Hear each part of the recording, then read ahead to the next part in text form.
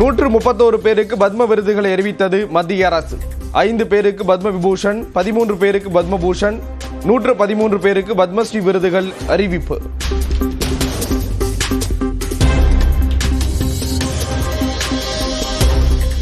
மறைந்த பாலிவுட் நடிகர் தர்மேந்திராவுக்கு பத்ம விபூஷன் விருது.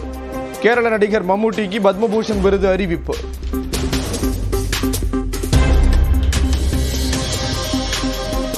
மிருதங்க கலைஞர் பக்தவச்சலம், திருத்தணி ஓதுவார் சுவாமிநாதன், ஓவியர் ஆர் கிருஷ்ணா உள்ளிட்ட தமிழ்நாட்டைச் சேர்ந்த 5 பேருக்கு பத்மஸ்ரீ விருது அறிவிப்பு. புதுச்சேரி சிலம்ப கலைஞர் பழனிவேலுக்கும் பத்மஸ்ரீ விருது அறிவித்த மத்திய அரசு. முன்னாள் IPS அதிகாரி விஜயகுமார், சென்னை IIT இயக்குனர் காமக்கோடிக்கு பத்மஸ்ரீ விருது அறிவிப்பு. எழுத்தாளர் சிவசங்கரி, மருத்துவர் HV ஹண்டே, காயத்ரி மற்றும் ரஞ்சனி ஆகியோருக்கு பத்மஸ்ரீ விருது.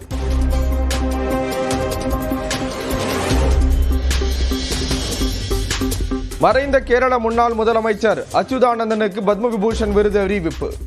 உச்சநீதிமன்ற முன்னாள் நீதிபதி KT தாமஸுக்கும் பத்ம விபூஷன் விருது. நடிகர் மாதவனுக்கு பத்மஸ்ரீ விருது அறிவிப்பு. கிரிக்கெட் வீரர் ரோஹித் சர்மா, இந்திய மகளிர் அணியின் கேப்டன் ஹர்மன்பிரீத் கவுர், ஹாக்கி வீராங்கனை சவிதா புனியாவுக்கு பத்மஸ்ரீ விருது அறிவிப்பு.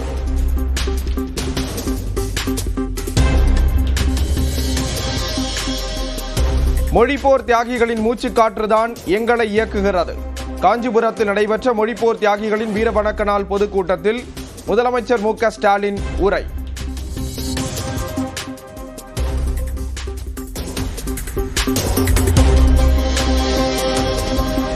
மொழிப்போர் தியாகிகள் தாளமுத்து நடராசன் நினைவிடத்தில் வீர வணக்கம் செலுத்திய முதலமைச்சர்.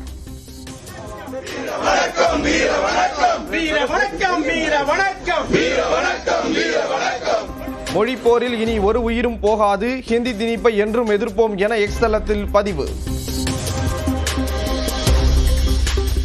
தாய் நாட்டுக்கு தமிழ்நாடு என பெயர் வைத்தவர் பேரறிஞர் அண்ணா. அண்ணாவை பார்த்து சில நேரம் பொறாமையாக இருக்கும் என்று முதலமைச்சர் MK ஸ்டாலின் பேட்டி. அதுல அண்ணாவை பார்த்தா எனக்கு சில நேரம் பொறாமையா இருக்கும்.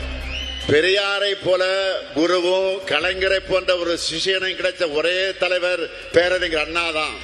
எல்லா தாயும் தன்னுடைய பிள்ளைக்கு பேர் வைப்பாங்க. நம் தாய் நாட்டுக்கு தமிழ்நாடுன்னு பேர் வச்ச தலைமகன் பேரறிஞர் அண்ணா தான். தேசிய கல்விக் கொள்கை மூலம் ஹிந்தியை திணிக்க முயற்சி. 10,000 கோடி ரூபாய் கொடுத்தாலும் மும்மொழி கொள்கையை ஏற்க மாட்டோம் என முதலமைச்சர் MK ஸ்டாலின் திட்டவட்டம். தமிழ்நாட்டுக்குள்ள இந்தியை திணிப்ப அனுமதிக்க மாட்டோம்னு சொன்ன காரணத்துக்காக 3,458 கோடி ரூபாய் நிதியை தராம இருக்கக்கூடியவர் தான் இந்த பிரதான். 3,000, 5,000, ஏன் 10,000 கோடி கொடுத்தாலும் மும்மொழி திட்டத்தை ஏற்க மாட்டோம்னு சொன்னவன் தான். பாஜகவின் டப்பா என்ஜின் தமிழ்நாட்டில் ஓடாது. பிரதமர் மோடி வழக்கம் போல் பழைய வடைகளை சுட்டு சென்றுள்ளதாக முதலமைச்சர் MK ஸ்டாலின் விமர்சனம். மோடி அவர்கள் தமிழ்நாட்டுக்கு வந்துட்டு போயிருக்கிறார். தேர்தல் சீசன் வந்துட்டா போதும், பல வெரைட்டியில அவர் வடைகளை சுடுறது வழக்கம்தான். இந்த முறை வந்தார், வழக்கமான பழைய வடைகளை தான் சுட்டுட்டு போயிருக்கார். அந்த மாவும் புளிச்சு போச்சு.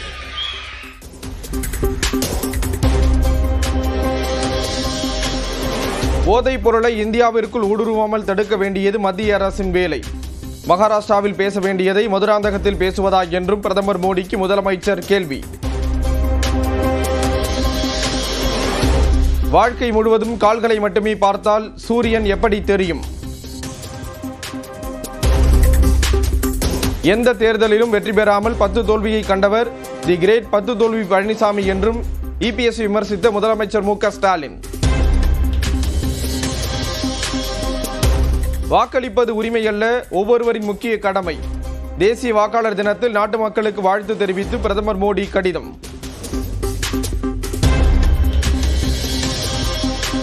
அழுத்தங்களுக்கு அடங்கி போக மாட்டேன் என தவேக தலைவர் விஜய் திட்டவட்டம். அடிமையாக இருக்க வேண்டிய அவசியமில்லை என்றும் தவேக நிர்வாகிகள் கூட்டத்தில் பேச்சு.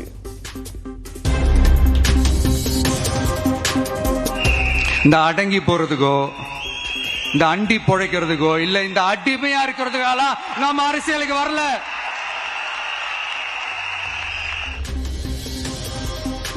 கூட்டணிக்கு யாரும் வராவிட்டாலும் தனித்து போட்டியிட தயார். தனியாக நின்றாலும் தாவேக கெத்தாக ஜெயிக்கும் என விஜய் நம்பிக்கை. நட்பு சக்தி இருந்தாலும் இல்லைனாலும் தனியாவும் நின்று கெத்தா ஜெயிக்கிற அளவுக்கு ஒரு மிகப்பெரிய படை. தங்களது ஆட்சியில் சிறிதளவும் ஊழல் இருக்காது என விஜய் உறுதி. திமுகவை தீய சக்தி என்றும் அதிமுகவை ஊழல் சக்தி என்றும் மறைமுகமாக விமர்சனம். முன்னாடி இருந்தவங்க மாதிரியோ இல்ல இப்ப இருக்கிறவங்க மாதிரியோ ஊழல் செய்யவே மாட்டான். ஒரு பைசா தொட மாட்டான். எனக்கு அது அவசியமே இல்லை. புரிஞ்சுங்களா உங்களுக்கு? எனக்கு அதை தொட வேண்டிய அவசியமே இல்லை. ஒரு துளி ஊழல் கரை கூட படியவே படியாது, படியவும் விட மாட்டான். தாவேகாவின் விசில் சின்னம் மற்றும் லோகோவை அறிமுகப்படுத்திய விஜய் மேடையிலேயே விசில் அடித்து தொண்டர்களை உற்சாகப்படுத்தினார்.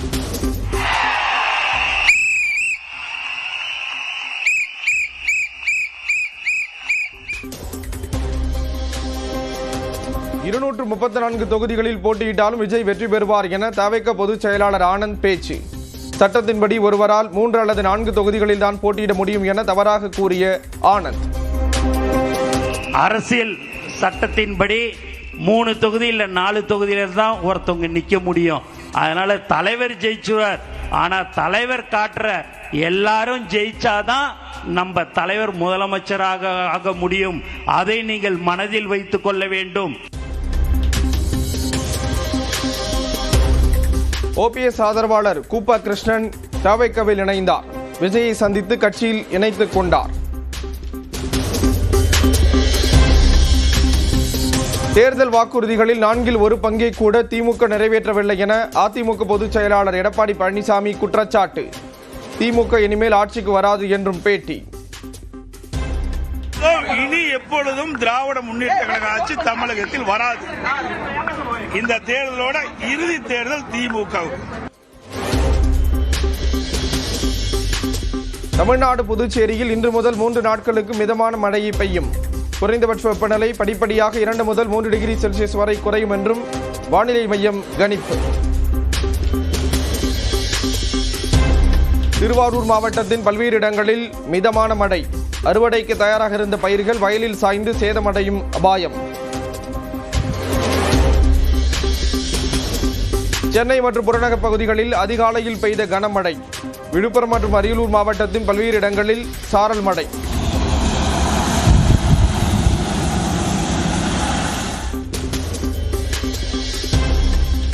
கோவை மாவட்டம் குப்பனூரில் சேற்றில் சிக்கிய யானையை போராடி மீட்ட வனத்துறை. சோர்வாக இருப்பதால் 20 வாட்டிலுக்கு மேல் யானைக்கு குளுக்கோஸ் செலுத்தி சிகிச்சை.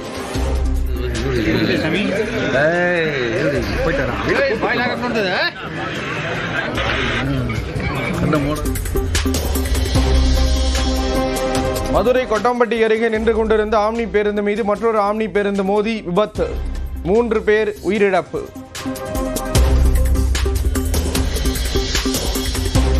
தொடர் விடுமுறையை ஒட்டி திருவண்ணாமலை அண்ணாமலையார் கோயிலில் குவிந்த பக்தர்கள் 8 மணி நேரம் நீண்ட வரிசையில் காத்திருந்து சாமி தரிசனம்.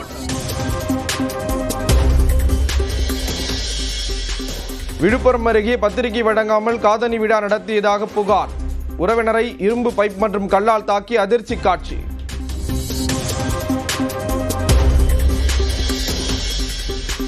கடும் பனிப்பொழிவால் ஜம்மு ஸ்ரீநகர் நெடுஞ்சாலை மூடப்பட்டதால் பல கிலோமீட்டர் தொலைவுக்கு அணிவகுத்து நிற்கும் வாகனங்கள்.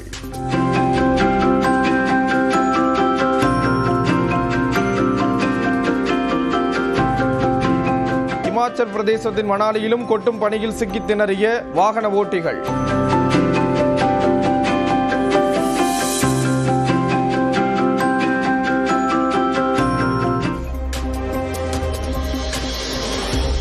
ஜம்மு காஷ்மீரில் பனிக்குள் புதைந்த நபர். ரோந்து பணியின் போது உயிருக்கு போராடியவரை மீட்ட காவல்துறை.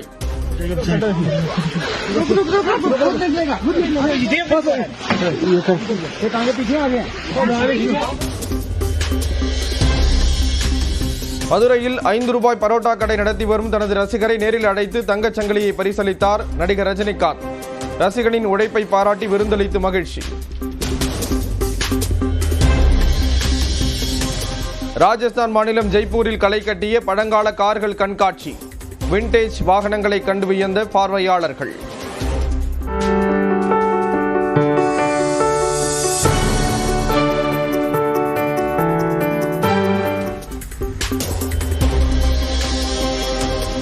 தெலுங்கானா மாநிலம் ஜக்தியால் மாவட்டத்தில் 300க்கும் மேற்பட்ட நாய்களுக்கு விஷம் வைத்து கொன்றதாக குற்றச்சாட்டு.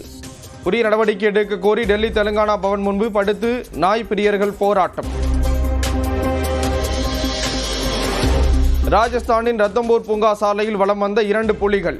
வாகனத்தில் இருந்தபடியே அரிய காட்சிகளை கண்ட சுற்றுலா பயணிகள்.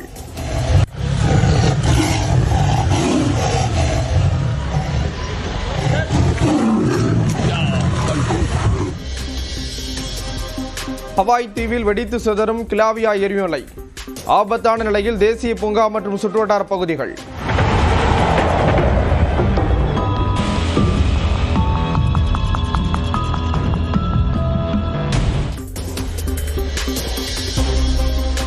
செக் குடியரசில் பலரது கவனத்தையும் ஈர்த்த நாய்கள் சவாரி.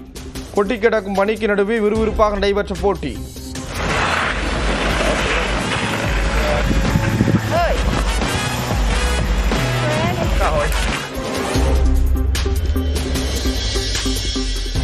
அமெரிக்காவில் தொடரும் பனி புயலால் 20 மாநிலங்களில் அவசர நிலை பிரகடனம். 3 நாட்களில் 14,000க்கும் மேற்பட்ட விமானங்கள் ரத்து.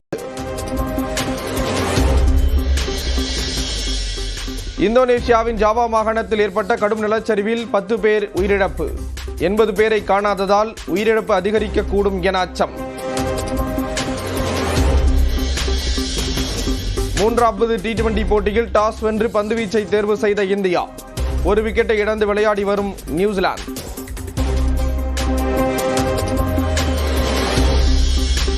T20 உலகக்கோப்பை தொடருக்கான பாகிஸ்தான் கிரிக்கெட் அணி அறிவிப்பு. வங்கதேசத்துக்கு ஆதரவாக தொடரை புறக்கணிக்குமா என்ற எதிர்பார்ப்பு எழுந்த நிலையில் முடிவை அறிவித்தது பாகிஸ்தான். ஆஸ்திரேலியாவில் நடைபெற்ற பிக் பேஸ் தொடரை கைப்பற்றியது பெர்த் ஸ்கார்சர்ஸ். இறுதிப் போட்டியில் சிட்னி சிக்சர்ஸை 6 விக்கெட் வித்தியாசத்தில் வீழ்த்தியது. ஆஸ்திரேலிய ஓபன் தொடரில் 16வது முறையாக காலிறுதிக்கு முன்னேறி ஜோகோவிச் சாதனை. ரோஜர் ஃபெடரர் சாதனையை முறியடித்தார்.